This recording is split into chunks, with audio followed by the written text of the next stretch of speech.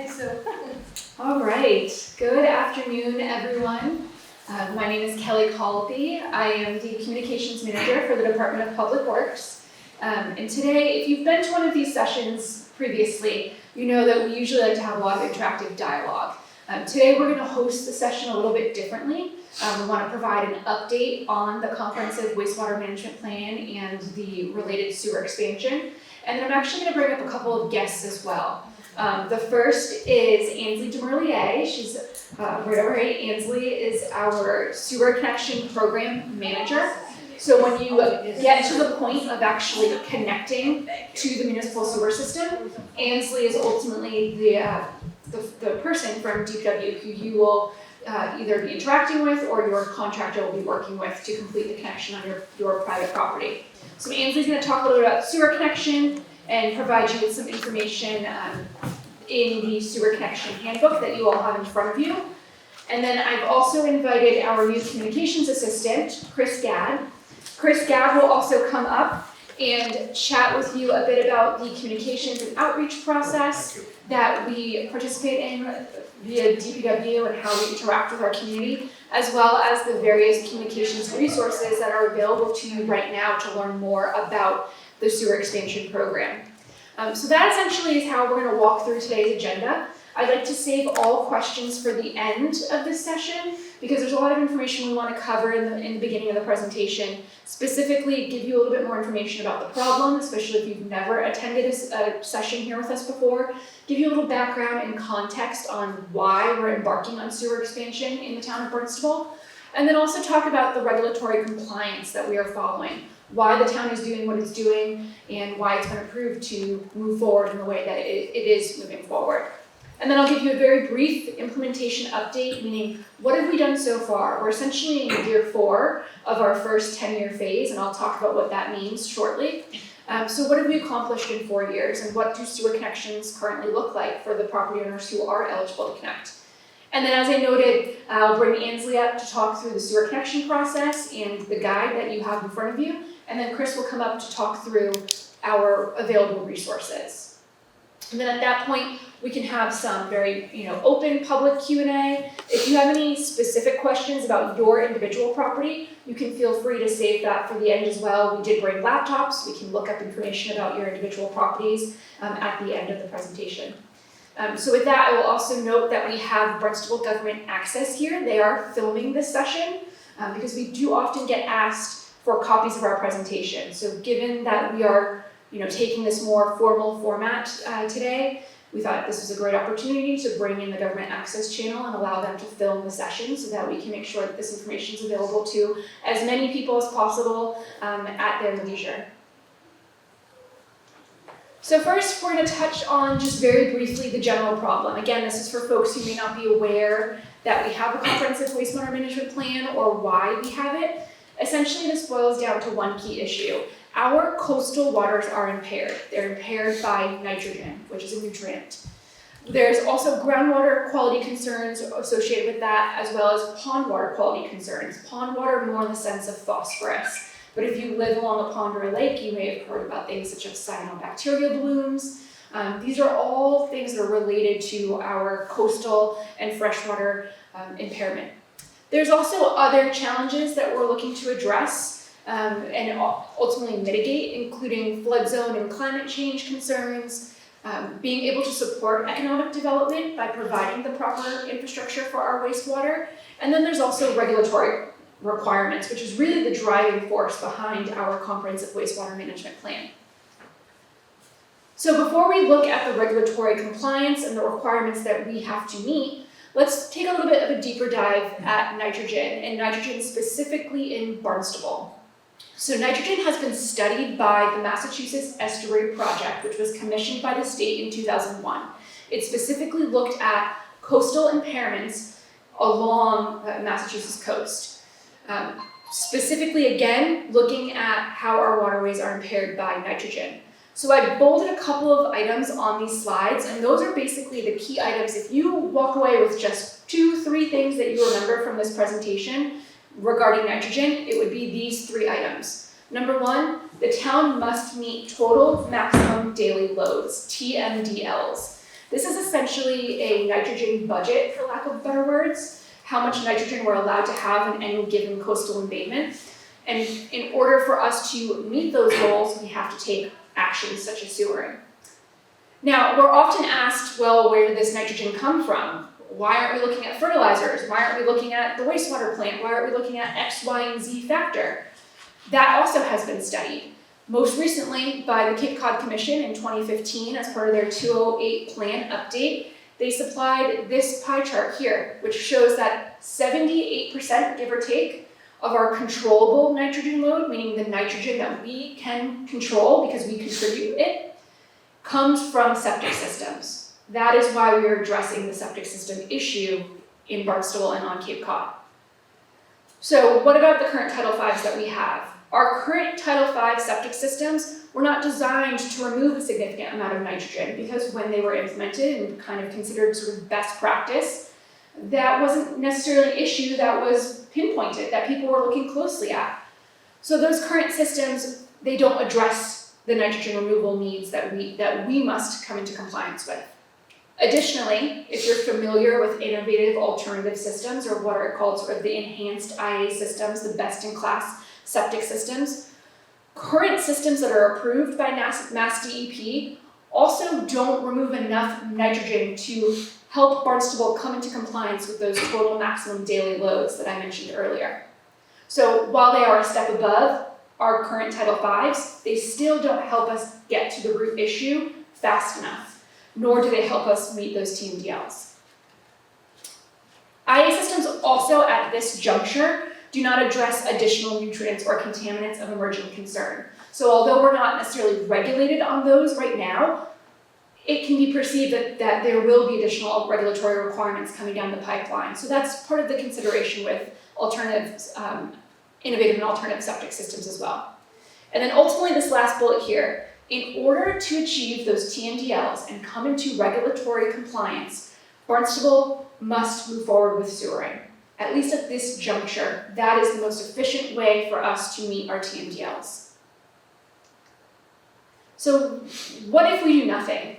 Well, number one, we would not be in compliance with the Federal Clean Water Act, which requires communities like Barnstable to meet those TMDLs.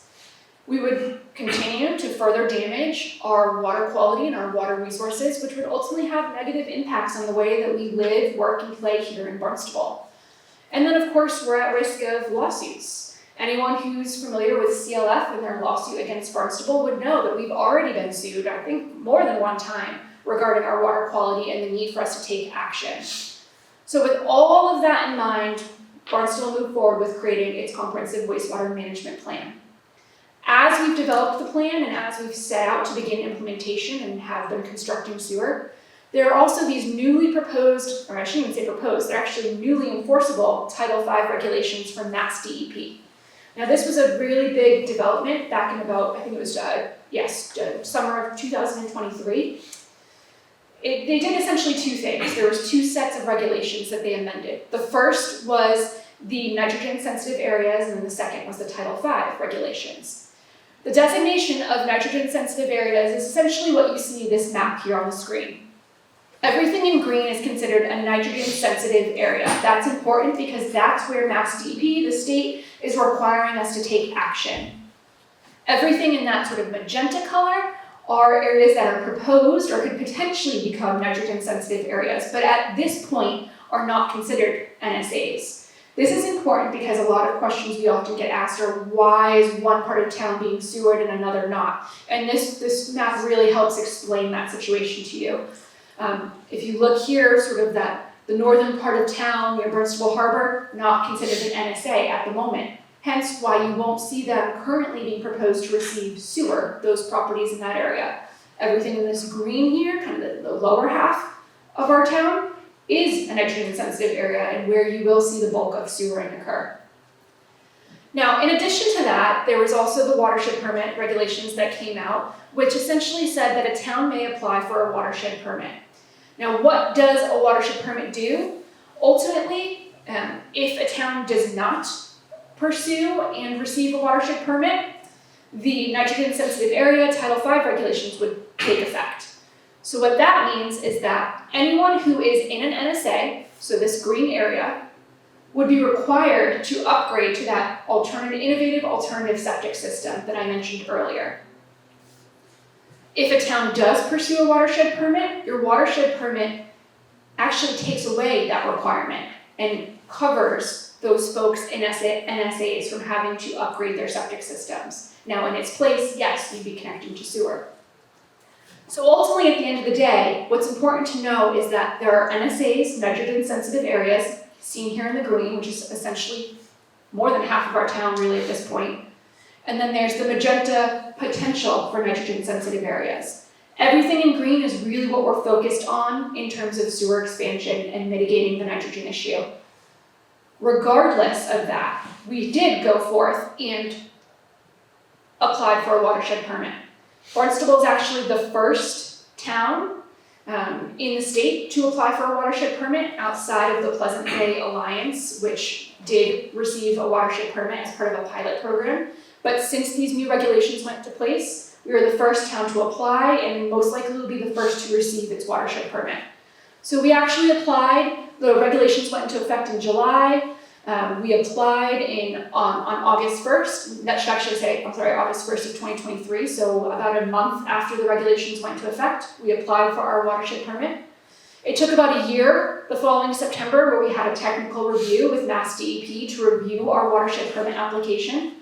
It's important to note too that our watershed permit application was submitted on the basis of our comprehensive wastewater management plan. So essentially the plan that we put together a few years ago is what we used as the foundation of our application.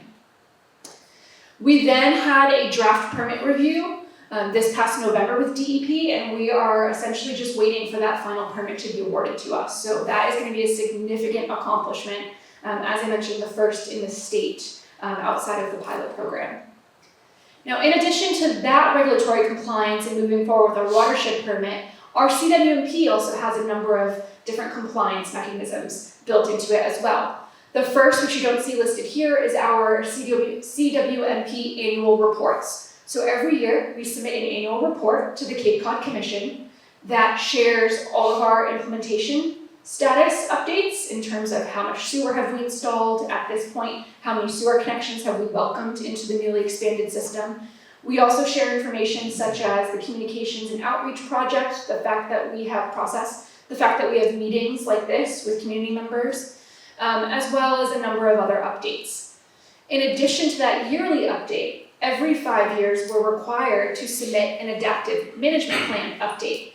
That 5-year update plan will go not just to the Cape Cod Commission, but also to Mass DEP.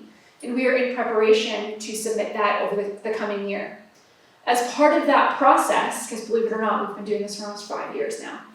As part of that process, we did set up a new, or I should say sort of resurrected a previous committee, a town council appointed committee called the Comprehensive Wastewater Management Plan Ad Hoc Committee. This committee meets monthly. We share all of the meeting recordings, agendas, meeting minutes on Barnstable Water Resources, which Chris will chat with you about a little bit later, as well as on the town website. But it's important to know that this committee is made up of experts, including residents. So it's not just DPW who are making decisions, it's not just town council, there are town councilors as part of this committee, but we have actual resident experts, scientists, engineers, technicians, who are helping us take a look at everything we've achieved over the last 4+ years and what we hope to achieve in the next 5 years, because this is a long-term plan. And this is essentially the plan that we're talking about today. Our comprehensive wastewater management plan is a 30-year plan. 30 years broken out into 3 10-year phases.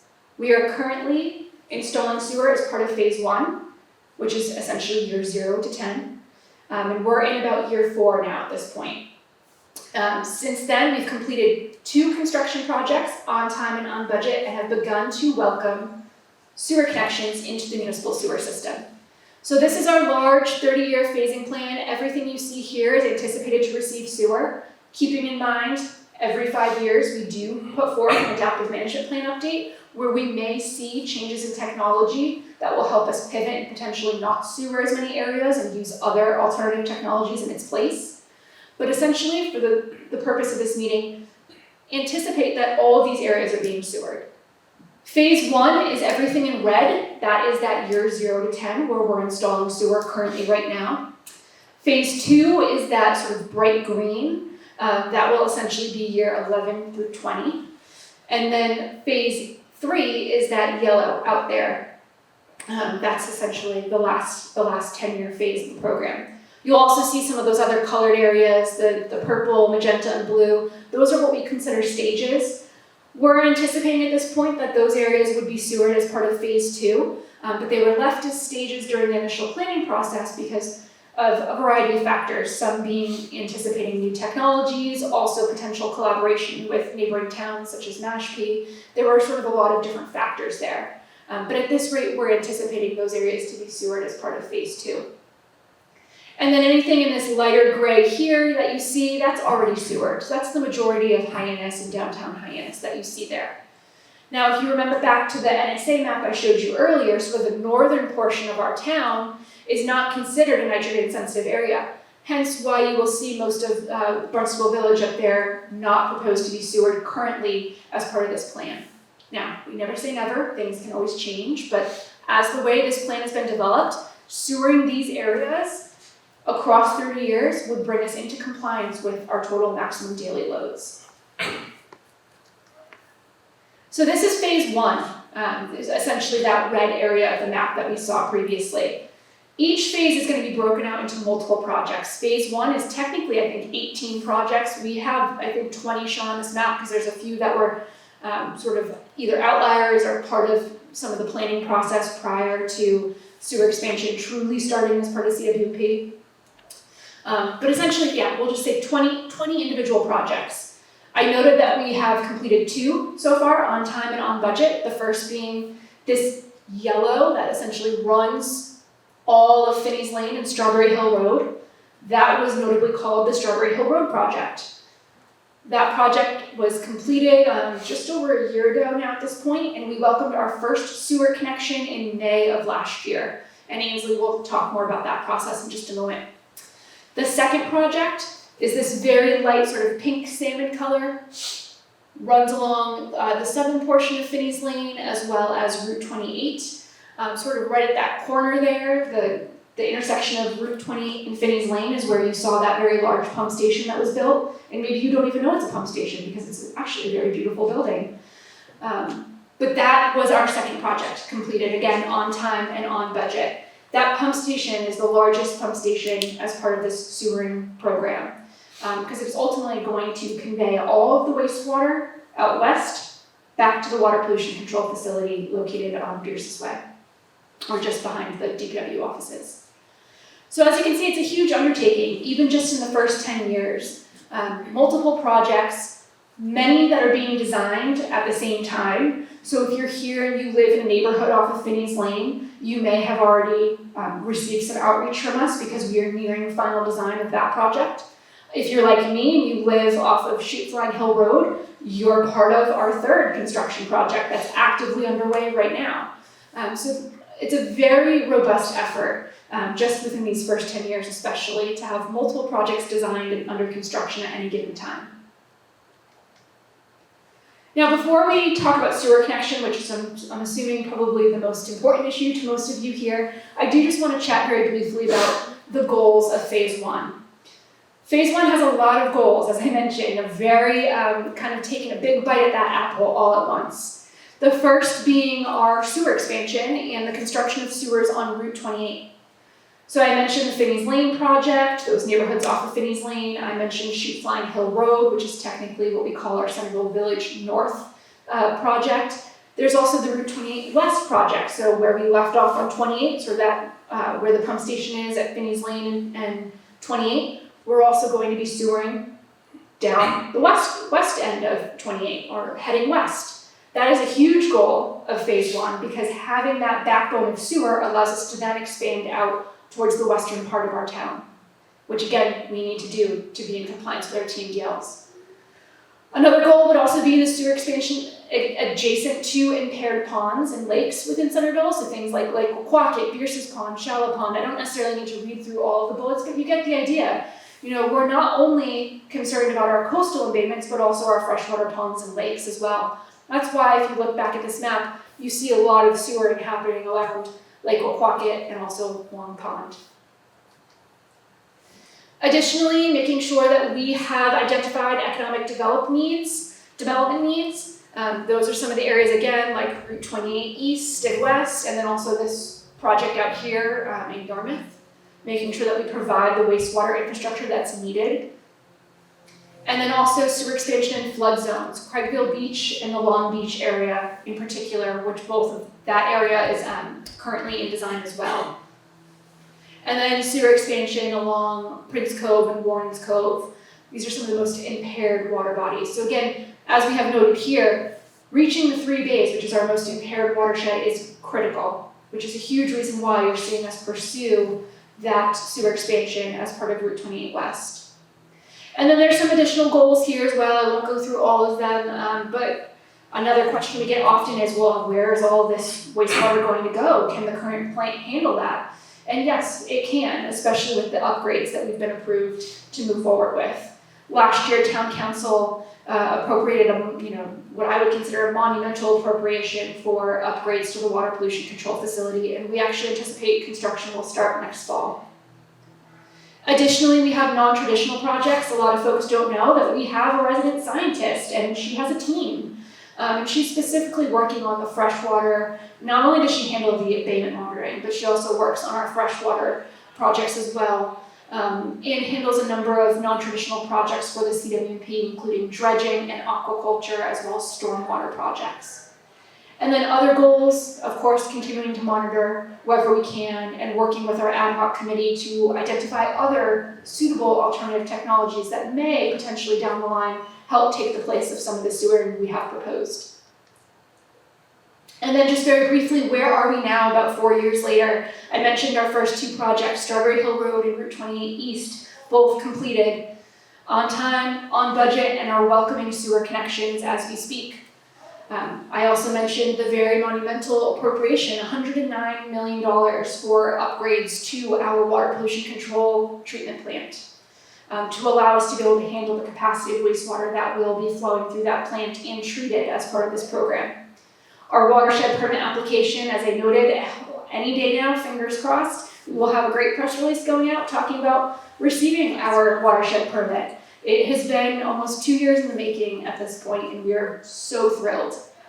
And then, of course, as I mentioned already too, our first sewer connection into the newly expanded system was completed almost a year ago now in May, and we've had quite a few more since then. So with that, I will turn it over to Ansley Demerlier, our Sewer Connection Program Manager. Thank you. So everyone here should have the homeowner sewer connection guide. A lot of this information's in there, detailed out much more. But ultimately, I want to basically let you guys know that this shouldn't come as a surprise by the time it's actually ready for you to connect. So before we even start construction on the roadway, Kelly mentioned you'll hear from us during the design process. We come through and there's survey and borings. We send those physical print mailings to everybody. And then prior to construction starting, we ask for your feedback. So the first item here, pre-construction outreach, is our sewer connection form. We will be sending these out, and it goes to your tax address, so if you're not here year-round, it will go to the address that you should receive it at. So the sewer connection forms is your opportunity to tell us where on your property you want your sewer service left. Because as part of our project, we install the sewer within the roadway and lead services to the property line. So some people have, say, a rhododendron. That's beautiful, it's established, and while the other location may be their driveway, they would prefer to preserve their landscaping over the potential increased cost. And so we really look for that feedback from our community so that we can service you the way that you want to be serviced. A part of that sewer connection form is also how your current plumbing exits your home. So we do have records as far as where your septic tank is for most properties. But what we're looking for is the depth that the plumbing currently exits, because that's information that we might not necessarily have. But what's really critical is to get your preference in there of where you actually want the service left on your property line. So that would be, probably the second time you hear from us. We do public meetings. And then town sewer construction. That typically lasts anywhere from 2 to 3 years, because these projects, if you notice the area and the maps that Kelly was showing, are very expansive. So to be able to install sewer in all the roads, like in the neighborhoods, it ultimately takes us 2 to 3 years to finish out a project, at which point then you would be receiving your notice of sewer connection hookup. That letter is what will require you to connect into the system. That comes from the Board of Health. Their current policy allows for 6 months, though you can ask for a 6-month extension. Anything further, you'll have to go before the board and ask for an additional variance. You'll get letters from a ton of people during this time. Everything will have a ton of information, anything that might have changed. But all this information is located in that homeowner sewer connection guide that you have in front of you. So this is when your responsibilities really ramp up. First, you're going to want to find a licensed sewer installer. In the booklet in the very back is a list of all of our current licensed sewer installers. We do keep that list updated on our Barnstable Water Resources website. We also keep these updated at different town offices throughout town. So once you hire a sewer installer, they will schedule your property to be connected. The town will have inspectors out on site during your connection to make sure that it's complying with our town regulations and ultimately protecting our infrastructure, making sure that they don't put anything into the system they're not supposed to. As part of your sewer installation, you will also have to abandon your old septic system. The same contractor who installs your sewer typically will also abandon your septic system. They pump out your septic system, they drill a hole in the bottom so that it can't hold water, and then they fill it up with sand. Now, if you want to do an expansion of your home, you may want them to actually remove that. You don't want this structure sitting underneath if you're going to do some kind of addition. But most properties are able just to abandon them in place, fill them with sand. And then, once the sewer service is connected, that will start the billing through water pollution control. The billing's at the same frequency as your water bill.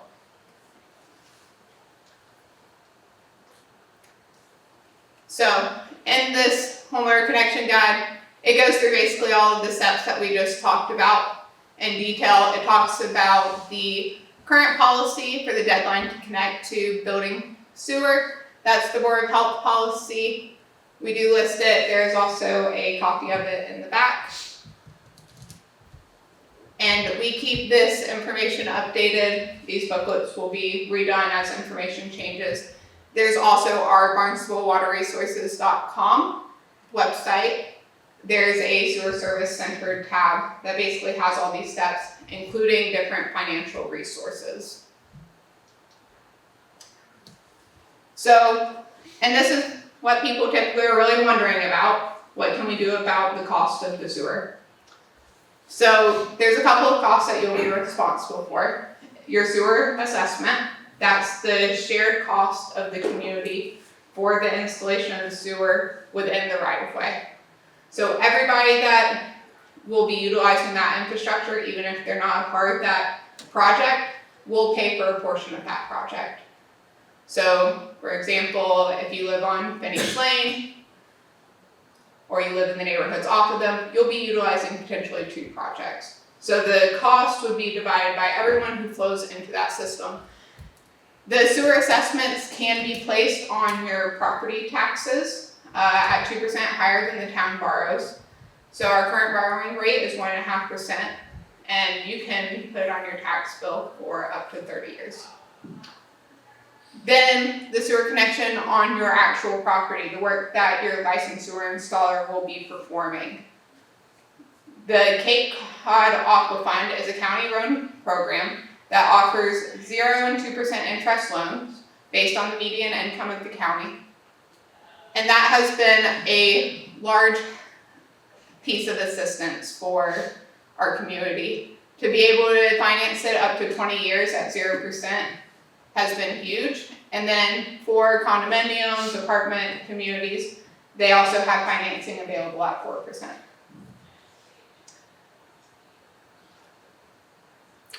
The utility billing, that's based on your water usage, and it's billed at the same frequency as your water. And then Chris will go through the communications and outreach. All right, thank you, Ansley. Good afternoon, everyone. As Kelly introduced, my name is Chris Gadd. I'm the Communications Assistant for the Town of Barnstable's Department of Public Works. Here to talk to you what I believe is the most important part of any sewer expansion project, of any project that the town does, which is, of course, communications. Yes, we can go ahead and we can install sewer and we can mandate that you have to connect to sewer. It means nothing if we don't tell you. So, first, I just kind of want to go over the 3 main ways that we reach out to you. The primary reason I want to do this is because the question that we always get, especially at these kind of events, is it all going to be online? What if I don't want to go online? Etc., etc. Good news, the most important information that we ever send is always going to be via mail. The sewer connection hookup, that one that tells us where you put your, where you want to put your sewer line, that's sent by certified mail. When we're coming through to do construction, right now off of the Finney's Lane for the neighborhoods, we're doing some soil and borings. We sent out mail via the United States Postal Service, and we told people, hey, you're gonna see some trucks. We're not building yet, we're just doing some design. Sometimes it will go even beyond, up along Shoot Flying Hill Road. Sorry, I've only been in the town for about 6 months, so I'm still trying to remember all the names. Off of Shoot Flying Hill Road, we sent notices not just to the people who are going to be receiving sewer, because half of them are going to be receiving sewer in this project. About half of them are going to be receiving sewer in a later project. And then there's all the neighborhoods off of Shoot Flying Hill Road. So we actually sent a letter to everyone that we thought would be affected and said, hey, just so you know, Shoot Flying Hill Road is essentially going to be closed except for local residents. So all of our most important stuff is sent by mail. When there's going to be a meeting, there's typically 2 public information meetings before a project actually hits construction. Those are sent out to everyone via USPS. Now, if you are someone who would rather get your information online, we do absolutely have a variety of electronic methods. I forgot to add like half of them onto this slide, I apologize. The most important one that we have is e-news. If you're not already subscribed to Barnstable's e-news, it is a weekly newsletter. Part of that newsletter, you will see it's like DPW construction projects or in-road projects, something along those lines. And that we compile each week and we say, okay, for the week of April, whatever week we're in, April 4th, I think, we are still going to be doing the work on Shoot Flying Hill Road. We are still doing our neighborhood borings for the Finney's Lane neighborhoods and Long Beach. It also includes all of our other projects that aren't necessarily CWMP, so it's good to know. The last communications outreach that we do is in person, and this includes 2 things. One, I already mentioned those public information meetings. So when you get that letter that says, hey, you're part of this project, part of it will include, there's going to be an information meeting on XYZ date. We will also, when necessary, we will send out, we have inspectors, and we will send them out door to door, knocking on your door to let you know or to gain information. What I mean by that is those sewer connection hookup forms that tell us where you want your the sewer stub to land on your property. As we are going down the road, we're going to send inspectors further ahead so that we can make sure, in case you didn't get us your information. We'll also utilize in-person outreach if, on the off chance that we have to close a road or something along those lines. We do our very best not to, because we know it's annoying, but sometimes it is necessary.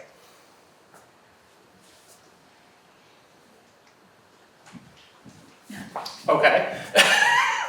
Of course, it works up until me.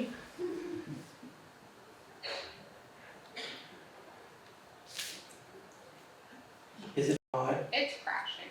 It's crashing. Oh, lovely. Okay. Let me see if I can remember what my next slide was going to be. Oh, it's all of the communication resources that we have. So I'm going to try to do this off the cuff. Ansley already mentioned the homeowner sewer connection guide. Those are now in, I believe it's 8 different locations around town. We have some outside. Of course, you have them now. We have them at the DPW admin building, Barnstable Library, Centerville Library, Marine and Environmental Affairs, Health Division, Treasure Tax Collector's Office, and one more that I can't remember. Osterville Library? Yes, Osterville Library, thank you. I can still see part of the slide. Oh, good. I am working on getting them out to even more places because, again, it is probably the most important document that we have as part of the CWMP. Here we go. I'm not going to do it all again. One more? Like that slide. It doesn't like that slide. It doesn't like that slide. Okay. Tell you what, we're gonna do it this way. Just spin this around so that I can see it. Sorry, folks. There it goes. Oh, there it goes. Again, if you're someone who likes technology or doesn't like technology, rest assured, we do stuff with physical mail for this exact reason. Homeowner sewer connection guide, like I said, you have copies of it available.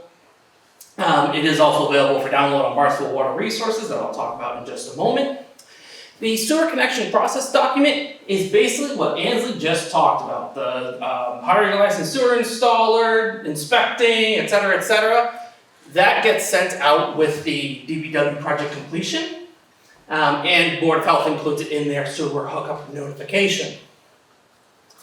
We do have, if you want a more conversational approach to our CWMP, we do have, well, I should say the town has an episode on the sewer connection guide via the Discover Barnstable podcast and a YouTube video, and actually a series of YouTube videos about sewer connection. Both of them feature Kelly and Ansley doing a wonderful job and just having kind of a sit-down conversation of what is this, the homeowner sewer connection guide, kind of why we put it together, and all the information that we think you will need.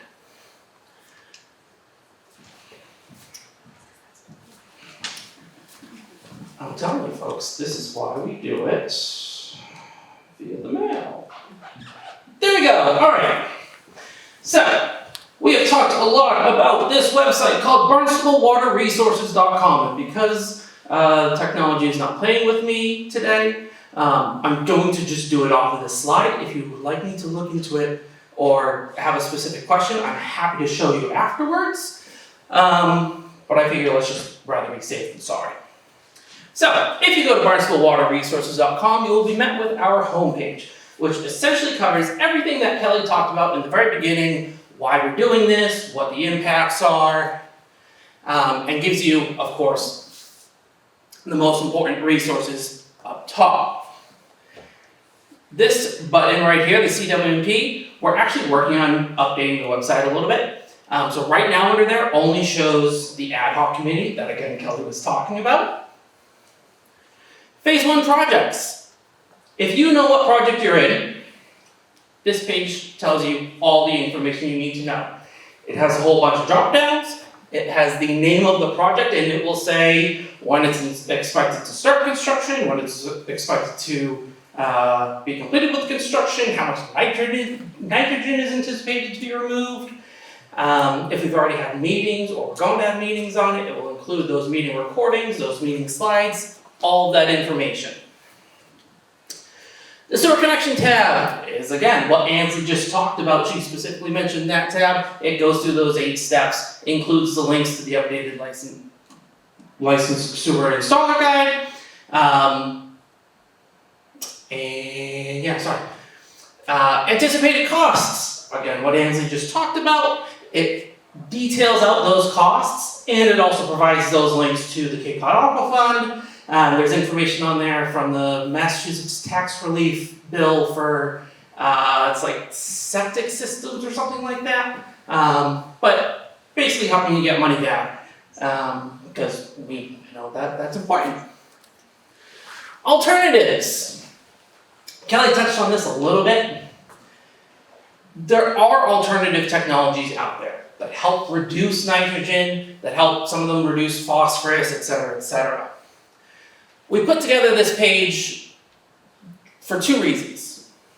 One, we know that at some point it may be worthwhile to look at. The CWMP ad hoc committee that's meeting monthly is, if you watch the meetings, they are currently looking at potentially adding in alternatives. Not in place of, in addition to. The other reason we put that there is, let's say your property is not even included in the CWMP. It's way up in Barnstable and you're not planning to get sewer. But you want to be a go-getter, you say, I want to do my part, let's go for it. I can't connect the sewer, it's going to cost however much to get up there. The alternatives are some of the technologies that are already pre-approved by Massachusetts Department of Environmental Protection. A lot of them are by Board of Health, to be installed. So if you want to be that go-getter, go for it. If you are in phase 2, phase 3, there's a possibility for you to get ahead of the curve. Water quality monitoring. We talked about our resident scientists, Amber Unruh and Brooke Withers. This is kind of their page. It includes all the information that you need to know. We do, as the cyanobacteria monitoring program ramps up in the next few weeks, it should be starting. We'll be posting updates through here so that you know, oh, I want to go to Long Pond. Is there a cyanobacteria bloom? Is it safe to swim in? FAQs, I think everyone knows what FAQs are. Those are always changing. I think we just put one up there in January because someone emailed us and was like, hey, I forget what the question was, but they were like, does peanut butter and jelly go together? Well, yeah, well, why didn't we think to ask that question? So it's always evolving. And if you ever have any questions that's not, our next slide is going to show you exactly how to get those questions answered. The reports and documents. If you ever have a free Friday evening and you like to read an 800-page document, you're more than welcome to read the entirety of the Comprehensive Wastewater Management Plan. You are more than welcome to read our notices of project change, our annual reports, the homeowner sewer connection guide is on there. That is all on the reports and documents page. Again, that is a very quick overview of Barnstable Water Resources. I'm more than happy to go into more details after this presentation. But for now, I do just want to point out all of the program context, and there's a lot. I'm going to leave this slide up because, again, there's a lot. So the program context. These three, it's me, Kelly, and Ansley. We've been the ones talking your ears off. If you have any questions, you can always contact us there. If you're like, I don't know who to contact. I don't know exactly who's going to answer this question. Water resources at town.barnstable.ma.us. You can also just call the Department of Public Works Administration phone, or take a right out of this building, go down a bit, take a left, you're at the DPW admin building. We have a bunch of admin assistants. One of them is actually with us today. Hi, Amy. She's just started, so she might not immediately know the answer to your question, but she's going to get there. We're more than happy to sit down with you. We're more than happy to talk it over, whether it is your specific property and you're trying to figure out what projects you're in and how, what the best way to connect is and all this stuff. Or you just want to come and have us talk your ear off about the issue with nitrogen and how we got to where we got to, we can facilitate that. I will note, if you have any financial questions, you gotta talk to the treasurer's office. You can absolutely outreach to the Department of Public Works, but we're basically gonna just send you over to the treasurer's office. We do know some of their answers, but the stuff such as how to actually get the sewer assessment onto your tax bill, that's all handled by them. Septic system questions, those are all handled by Health Division. And then this last one is just review the project materials at barnstable.waterresources.com. With that, now comes the fun part. Any questions for myself, Kelly, Ansley, anybody at all? Yes, sir. It seemed like you skipped the anticipated costs. On water resources? Oh, I apologize, maybe I did. So the anticipated costs, that breaks down the three costs, the sewer assessment, the private property connection, and the utility bill. Thank you, Ansley. That breaks them down similar to what Ansley just did. And then also on that page, we have the resources such as the Cape Cod Aqua Fund, is it Cape Cod 5? Yeah. And then the tax relief stuff. I was gonna see if we can pull it up, but you're right. And then just to add, if you flip to the exact middle of those homeowner sewer connection guides that you have, it does go through all of the different financial resources and the different costs that would be anticipated.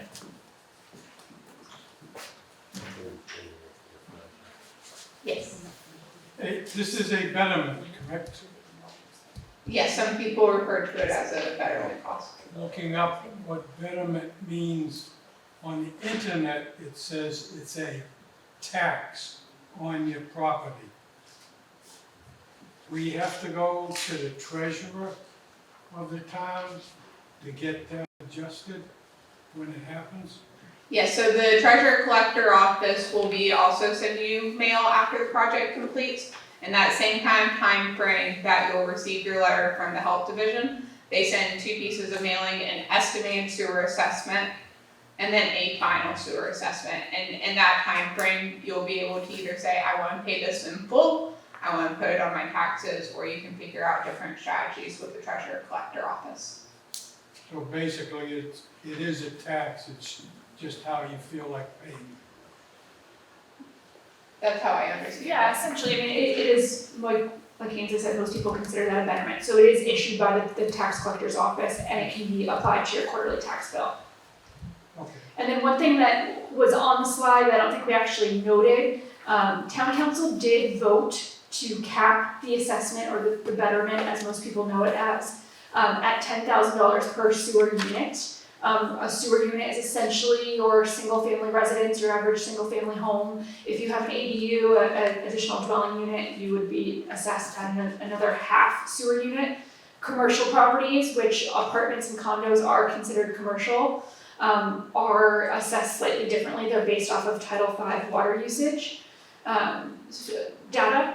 But that's important to note because some projects will certainly cost way more and will hit that $10,000 cap, and then both of our most recent projects, those assessments have actually come in well under the $10,000 cap.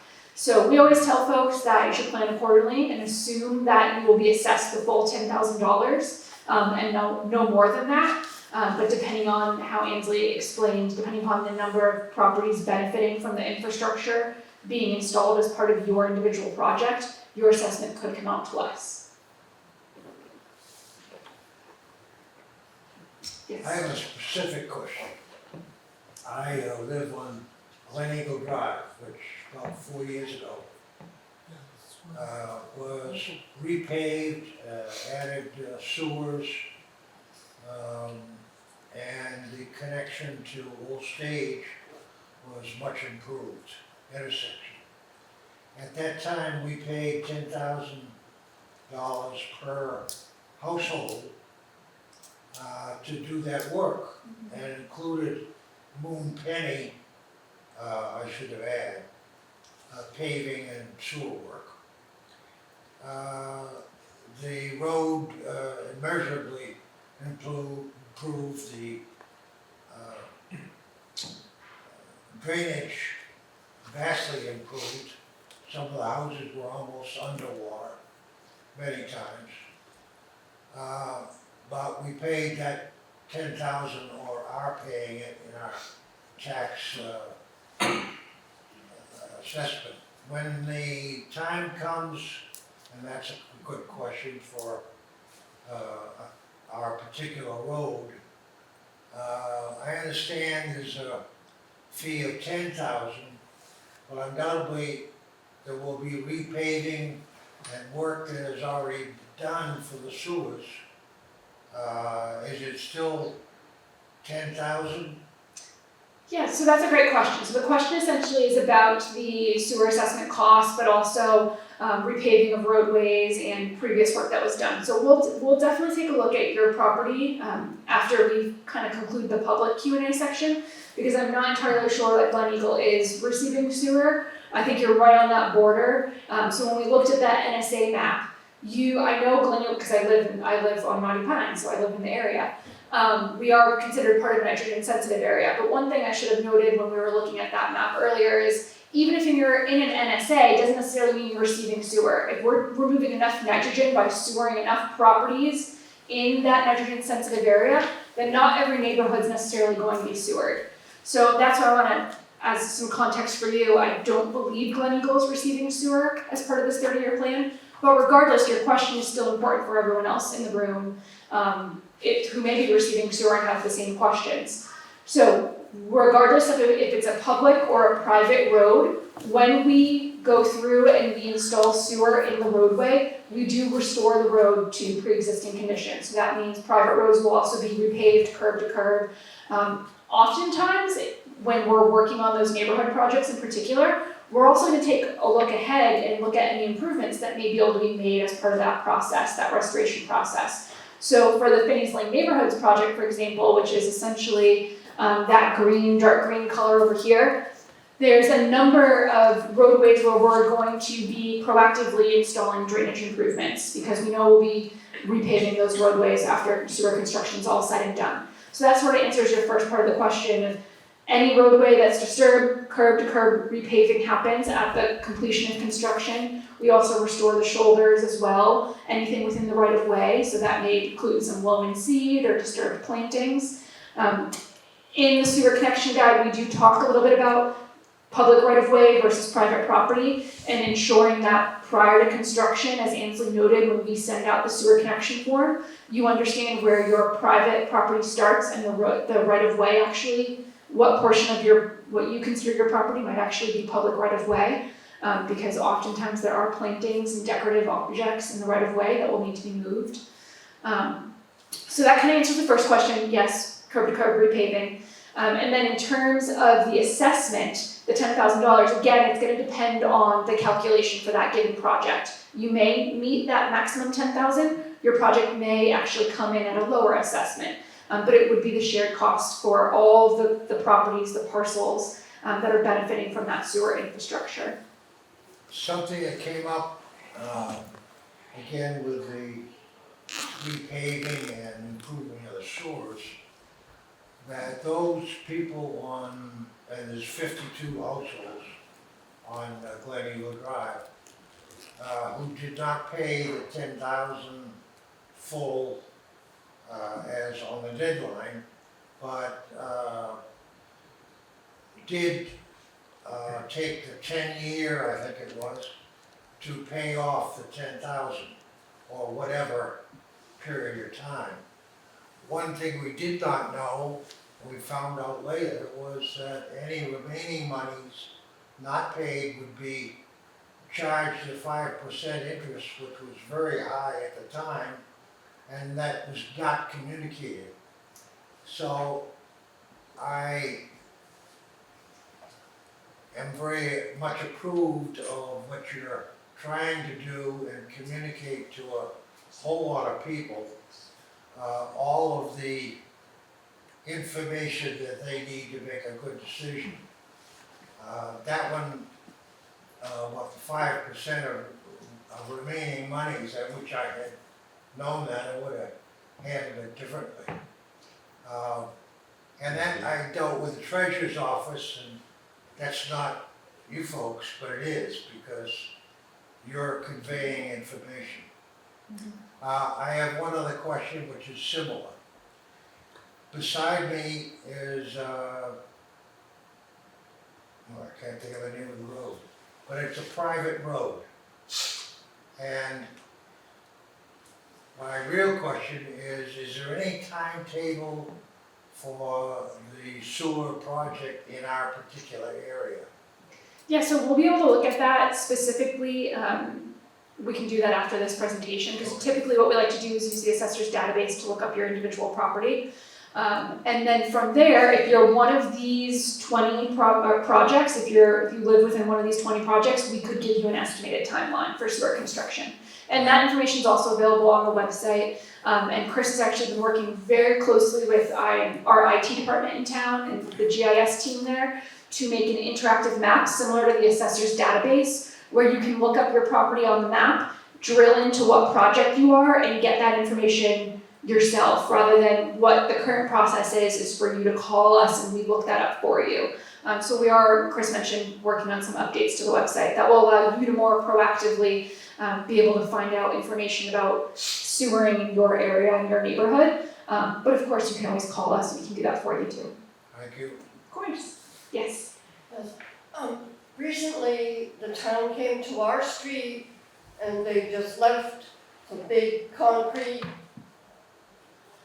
pipes, whatever.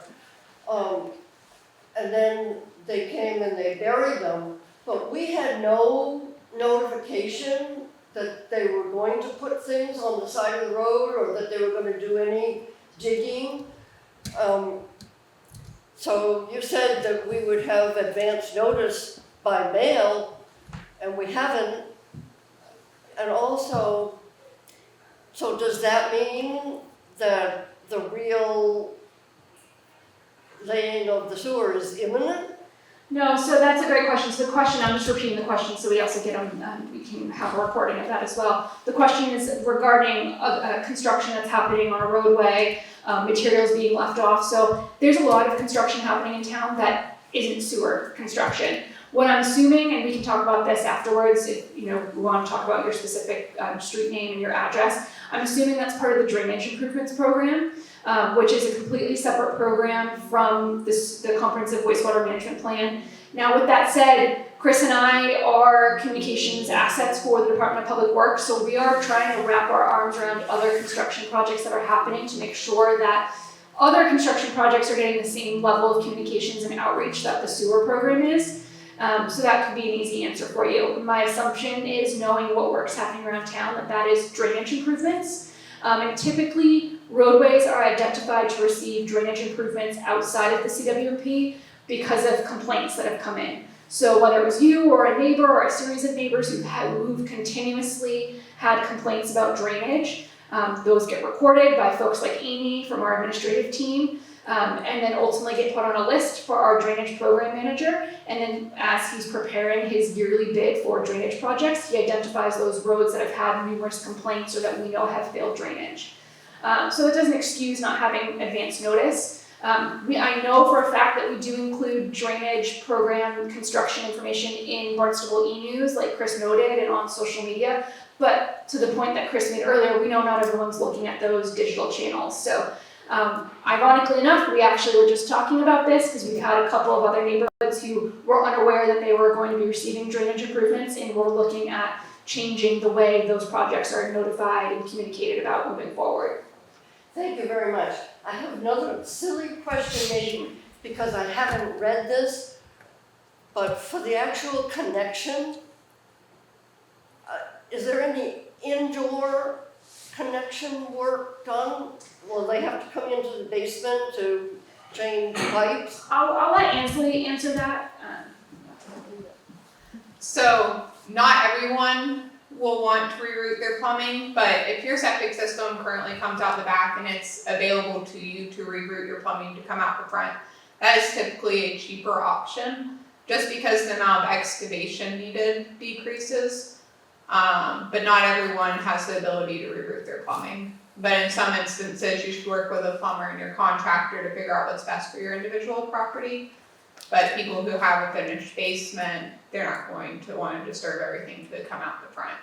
It would end up being costlier.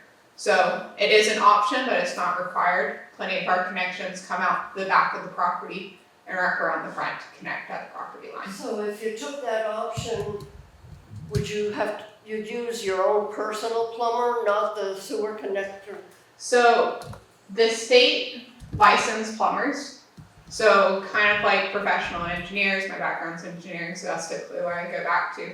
There is a board that approves plumbers, engineers, etc. There's not a board that approves people's ability to install sewer. There's excavator licenses, but not anything that says these people have experience installing sewer and are able to do the work. And that's why we maintain a list of those contractors for you, so that you don't just start calling everyone that has excavation in their name. Thank you. Yes, I have, this appears to be a photo of my seaside park in my neighborhood. It's off of Craigville Beach Road, south of it. And according to that, when you have Halls Creek there, it's in that area, and it looks like it's not on any phase. This, just keep in mind, this is phase 1, so, Oh, okay. So I think it's phase 3. yeah, so most likely, Because the avenues is facing. yeah, the avenues essentially, right? It's phase 3? I thought the avenues was phase 2, quite honestly. No, it's that yellow portion Oh, just right down past the there. Strawberry Yep. pump station. Yeah, so currently right now, phase 3. Okay, so that's 21 to 30 years from now. Mm-hmm. Yes. Because the reason I'm asking that is, you know, when you go down to Seaside Park, there's a sign, no shellfish due to contamination. And it seems like that would be a higher priority. Yeah, so if you look back at, and this is often what we get asked a lot, especially when we go out to some of the different residential association meetings, is people want to know why they fall where they fall in the sewer expansion plan. So that's why I included this phase 1 goal slide, because ultimately our most impaired watershed in the entire town is the 3 bays. So getting out west is a critical point for us in terms of meeting our TMDLs. So that's why you're going to see Route 28 West being prioritized. In addition to that, we have the impairment along Loquaquet Lake Loquaquet, which is why you're seeing a lot of the Finney's Lane, Chute Flying Hill, all of that happening. Doesn't mean that we aren't paying attention to some of those other areas, but you have to also weigh getting the infrastructure in the ground that allows us to also expand into some of those neighborhoods. So again, hence why Route 28 tends to be really that linchpin for us, because without that, we can't convey any of this. I forget that there's a thing here, I don't have to walk over. We can't convey any of the wastewater from the west without Route 28 back to the plant. Same thing, you know, sewer flows by gravity, so it's easier for us to install the sewer up here because it's gonna flow down and then get pumped with that pump station at Route 28 and Finney's Lane to the plant, but you're working against gravity when you're down here. So we're gonna have to install all of that infrastructure, which is why you see it getting pushed out to phase 2, phase 3. It's just sort of a balancing of priorities. Now, with that said, the 5-year adaptive management plan, 5 years from now, we can decide that we wanna prioritize other areas. I mean, things are constantly changing. As part of our annual reports, we have abatement monitoring that gets reported, as well as all of our fresh water ponds and lakes. If we see something that warrants a change in the plan, I would assume the ad hoc committee would discuss that, but it's a delicate balance of priorities for sure. Yes. I saw in the literature that some homes would need a grinder pump. Who makes the determination on that, and at what point do they make it? When they're digging the trench in the road, or at some later date? So the grinder pumps, and for people who don't know what a grinder pump is, and it's easiest to say, if your house sits down here and the road is up here, you're working against gravity, so you can't just flow gravity into the system. We can't necessarily install our main 30 feet deep. So you'll need to pump into the system. You know, just like any kind of pump, goes from a lower elevation, pumps it up. So when we decide on the grinder pumps, That typically happens in design. They're looking at each individual property, looking at the sill elevations, looking at the topography where the septic system currently exits the home. And they're trying to make those determinations to capture as many people in gravity as we can. There's always going to be outliers who their property slopes drastically more than their community, and those properties will need a grinder pump. So during the design, we try and identify, we incorporate it, but then those sewer connection forms where we're asking for where the plumbing is currently exiting your property, that really helps us and informs us, will your property actually need a grinder pump or not? And we start performing outreach to you guys, providing information at that point in time. You'll notice in the literature, the first grinder pump is supplied by the town at this time for residential properties specifically. So any maintenance or subsequent costs and the installation of the pump would be a part of your connection and part of maintenance of your property. But we do provide the initial infrastructure for residential homes. And my property is quite level, so my question is, how deep do they typically put the main sewer pipe down the middle of the road? It's anywhere from 10 to 20, 22 feet deep. Oh, wow, okay.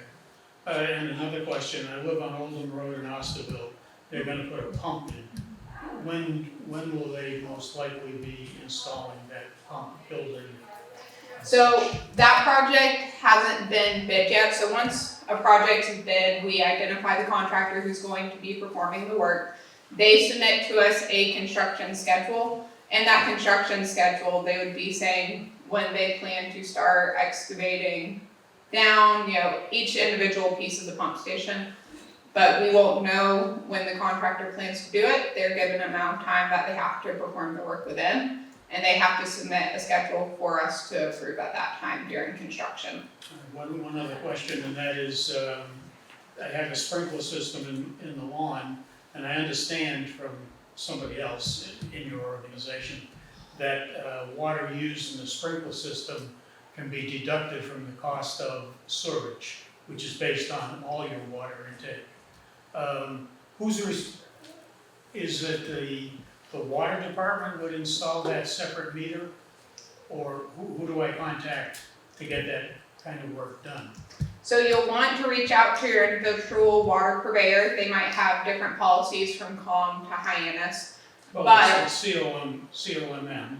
Right, so that's not a town-owned water purveyor, so I can't necessarily speak to their processes, but I do know that they are allowing those water deduction meters so that you can separate the flow for your sprinkler systems. Things are being land applied versus what's actually going into the system. But whether they provide that for your installer to install, or if they're the ones who install it, not sure.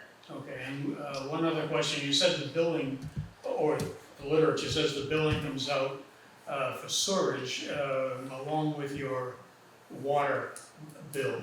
Is the water department sending out both bills, or is the water department informing some other department how much water you've used and consequently what your bill is for that 6-month period?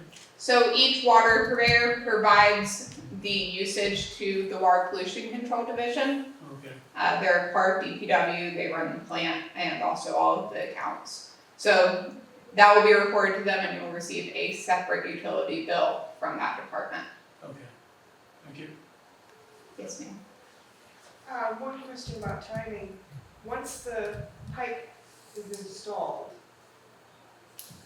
what's the time frame for a homeowner, a deadline, I guess, when you have to look into it? So the question is, once sewer is complete and installed, what is your time frame to connect? So the requirement to connect comes from the Board of Health. Typically, it actually comes from the Health Division. And their current policy allows 6 months to connect. You can request an additional 6 months. They have a policy as far as what you have to submit for it. If you want an extension greater than 6 months, you will have to go before the Board of Health, basically tell them why you want an extension for longer, and it would be up to the board to vote to approve or deny. So 6 months. Yes. Yeah, just to add to that, that's typically at the completion of the project. So most of these sewer projects, as Ansley noted, are lasting anywhere from 2 to 3 years. Now, it doesn't mean 2 years on your specific neighborhood, on your street, but it's for the entirety of the project. So if we look at the phase 1 map again, Finney's Lane neighborhoods, this dark green is a great example. That's about a 3-year construction project, not 3 years just on any given road though.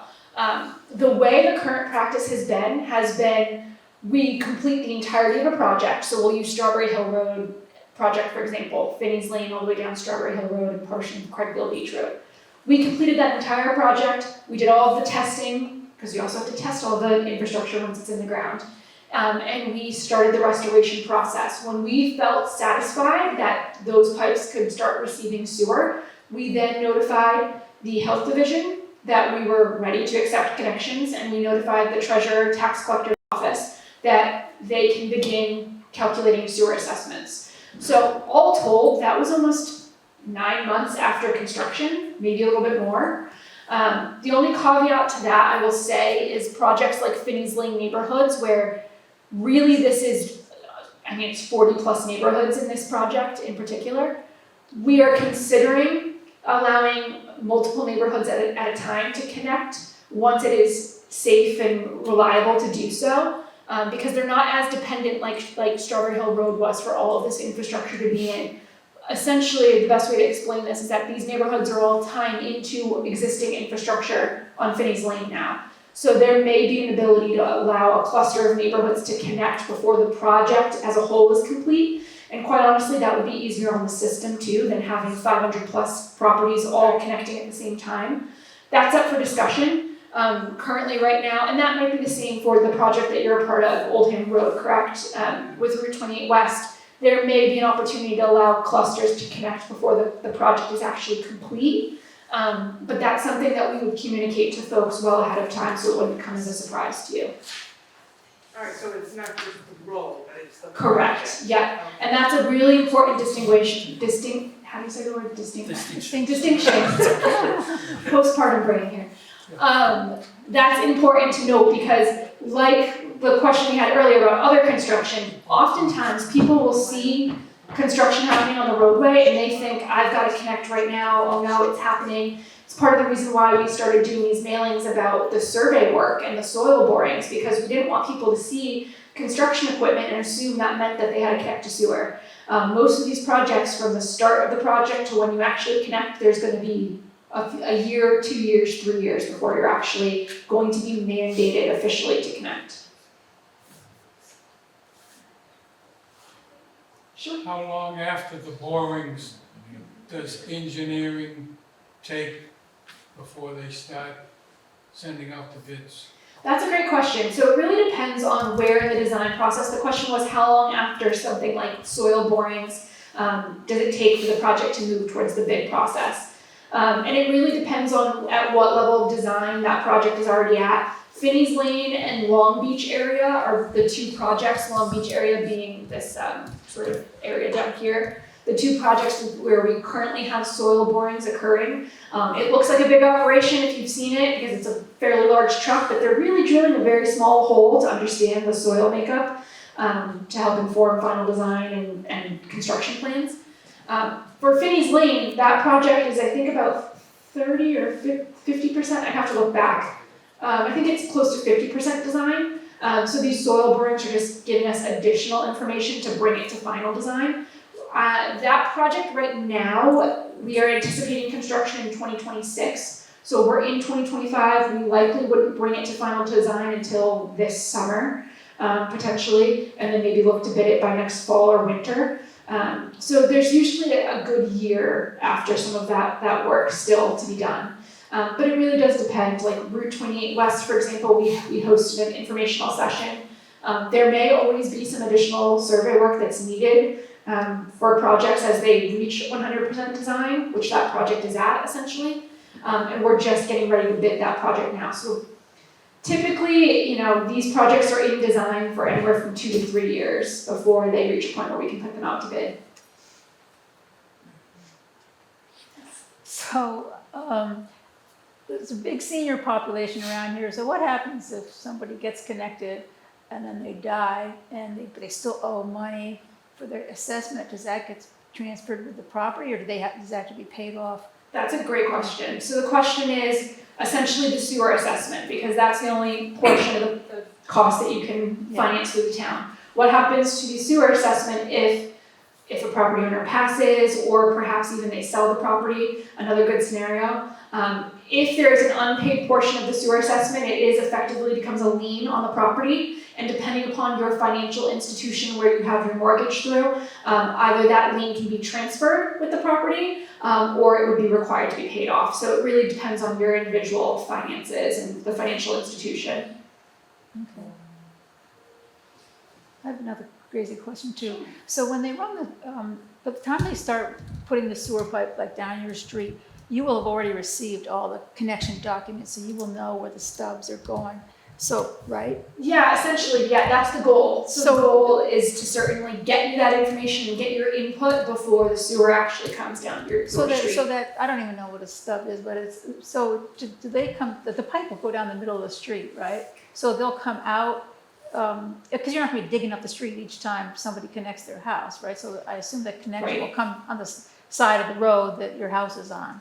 Yes. So the question is essentially about the sewer construction and the knowledge that a property owner will have leading up to that sewer connection. And yeah, so we don't go into too much detail in this presentation about that, but we do have additional sessions where we do go into more detail about the connection process. But to give a very high level overview, and Ansley, feel free to jump in obviously.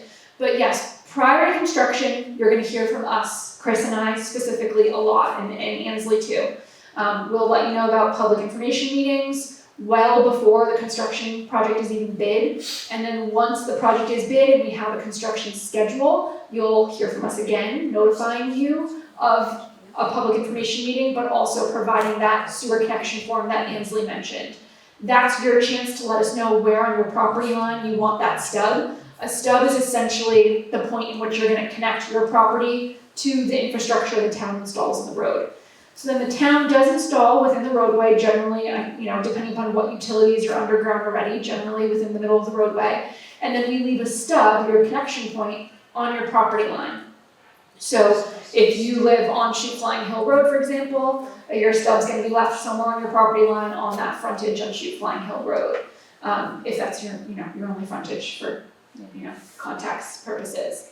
And then hopefully at that point, before construction starts, you've handed in your sewer connection form, whether by mail or by email, or as Chris mentioned, one of our instructors knocked on your door and got it from you in person, and you've let us know where along your property line you prefer that stub to be left.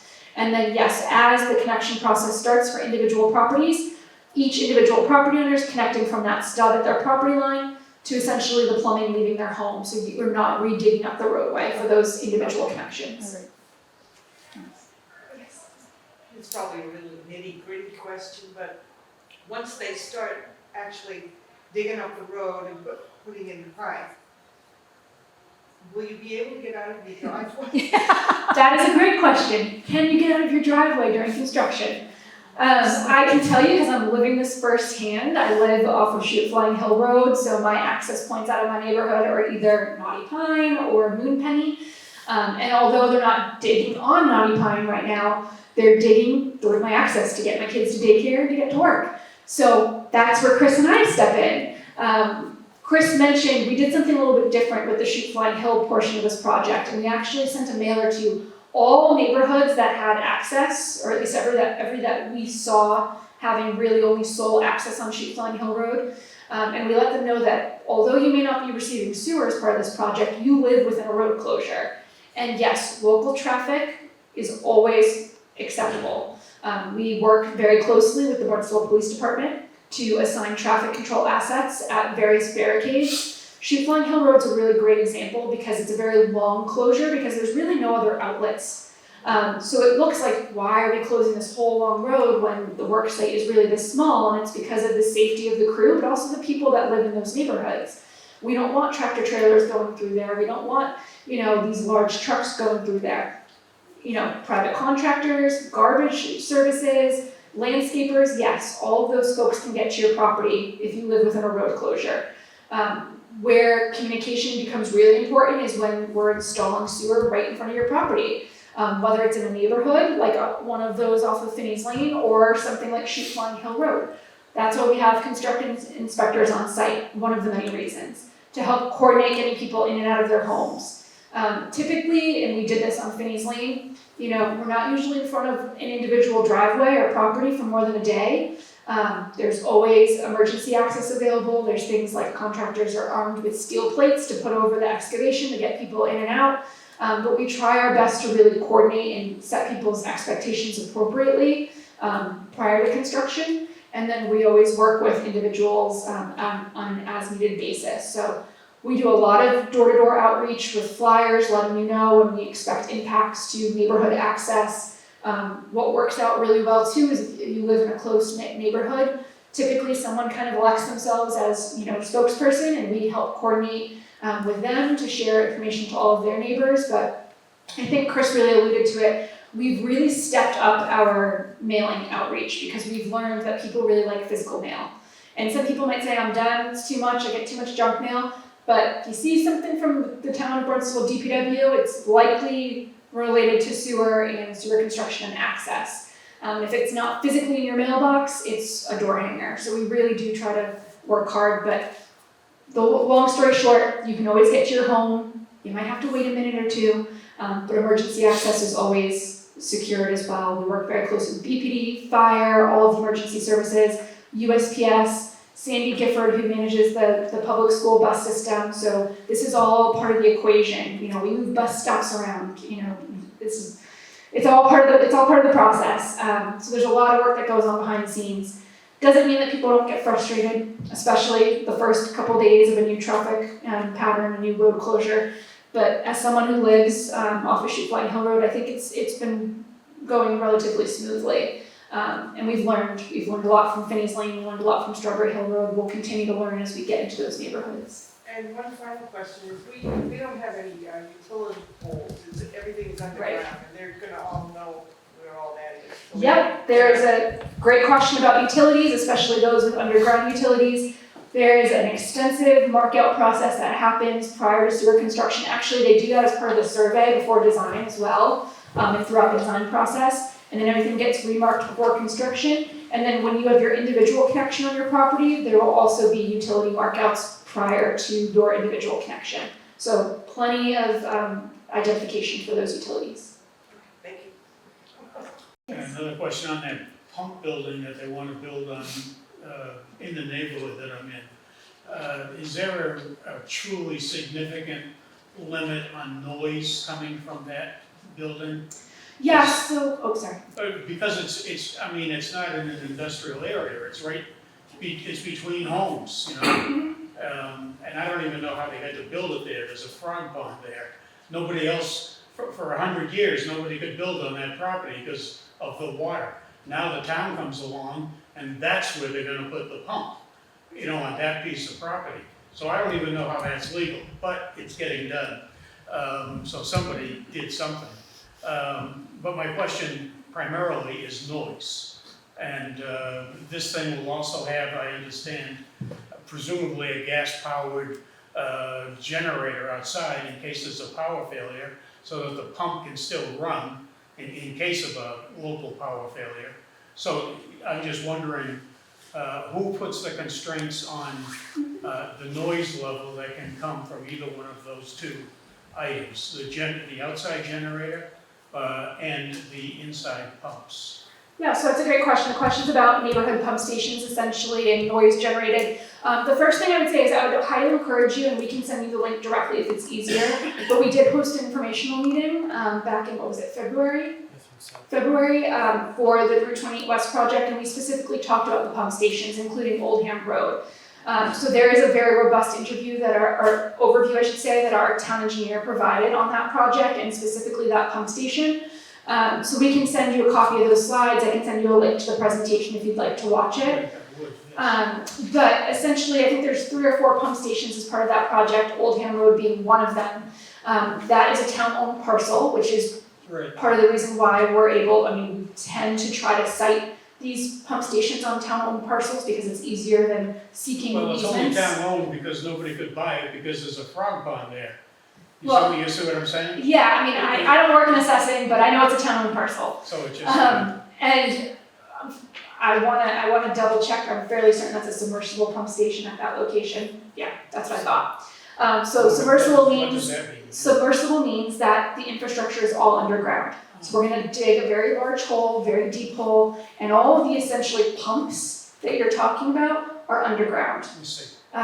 Everything above ground would be the electrical. So yes, there is a backup generator. Those typically run once a week for 15 minutes. And that's just to ensure that they're running properly. And when we install in a neighborhood like that, we work specifically with the neighborhood to set a time that's agreeable. Typically during the day when most people are at work, we're not gonna run it at 6 a.m. or at 9 o'clock at night.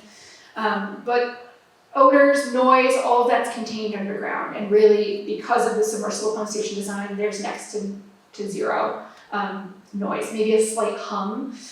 But really our town engineer, Griffin, explains it best. And we can send you over the slides regarding that specific pump station in the presentation if you'd like. And you're always more than welcome to have a briefing with any of us as well about that project. But yes, the large pump station that we have at 28 Infinities, again, largest as part of this program because of how much wastewater it's going to ultimately be conveying to the water pollution control facility. But when you hear pump station, typically it's these smaller packaged pump stations or submersible pump stations within neighborhoods that are really just there to help convey some of the wastewater from lower lying areas up to the gravity system, just kind of keeping it moving towards the water pollution control facility. So they're generally smaller, next to no noise, really no issue with odor. If there's an issue, then something's wrong. And there's fail-safes built into the program. All of those pump stations are also able to be remotely monitored by our water pollution control facility staff. So if there is ever an issue, they all get text alerts on their phone and they're out there immediately. So I want to make sure we get you over the information from that meeting because I think it'll probably ease a lot of your concerns. Thank you. You're welcome. Any other questions? Where would we find, what website would be best to find these implementation plans? Yeah, so that would be barnstablewaterresources.com. Okay. And it's on the back of that booklet. Yep. There's the website and the Okay. QR code. That's all I need. It's- And as Chris noted, we are going through some significant upgrades to that site as well. We've got that more interactive map that we're working on getting up there. We also, this is why this thing kept doing this, because it's like pressing play. And then we're actually going to be adding more of the water quality work that our scientists Amber and Brooke are doing, more of the embayment monitoring information, because right now that water quality page is really geared towards ponds and lakes. So we're going to be adding even more information, as well as project information for the water pollution control facility and the very large upgrades we'll be doing there. So more to come, but the site is packed with information already as it stands. So you may have already talked about this, but so since the water's coming into your house, your water bill shouldn't really change much at all, right? And then there's going to be a separate sewer bill now. Correct. And there's no way to meter that, so will everybody have the same sewer bill? No, so I think Ainsley alluded to this. So your water purveyor, we'll just say Hyannis, for example, because Hyannis is the town-owned water system. Hyannis Water would alert water pollution control, our water pollution control facility, about how much water that your individual property has used. And in the case of Hyannis Water System, I know what their deduct meter program looks like. Let's say you have a deduct meter installed. They would include that deduction of what water was being used for irrigation, and then you'll be billed off of just the water usage that essentially was used for sewering purposes. So not everyone's sewer bill is going to be the same. It's based off your individual water usage, and it's information shared between your water purveyor and the water pollution control facility. Okay, So if you don't live here year-round, your water and sewer bill is going to be a lot less than someone who does live here year-round. It's going to take extra water now to There's a minimum. Oh, yeah, get it out. that's good. Yeah. So if you aren't year-round, there is a minimum fee. I'm not sure what that is, but if you say weren't here all winter and for that whole quarter, you didn't use any water, there is a minimum fee that water pollution charges. But yeah, essentially it's based off your individual water usage, so your water and sewer bill is not gonna be the same as your neighbor's. It's based off of how much water you use as an individual. Oh, okay. Okay. I can say that the average sewer service bill that we were seeing over the last year or so was about $100 per quarter, $400 annually. So we're not talking thousands of dollars here Okay. for the average year-round, single-family residence. And if you irrigate by a hose, you're just up the creek, right? And then, so to speak. Well, unless, I mean, Like your outdoor spigots, there's no way to. So there may be a way for you to install a deduct meter on those, it really depends on how it's plumbed. So if it's a completely separate plumbing, they can install the deduct for that portion of it. Okay, thanks. all right, well, wonderful. If anyone has any other specific property questions, feel free to come up and ask us. Thank you all so much.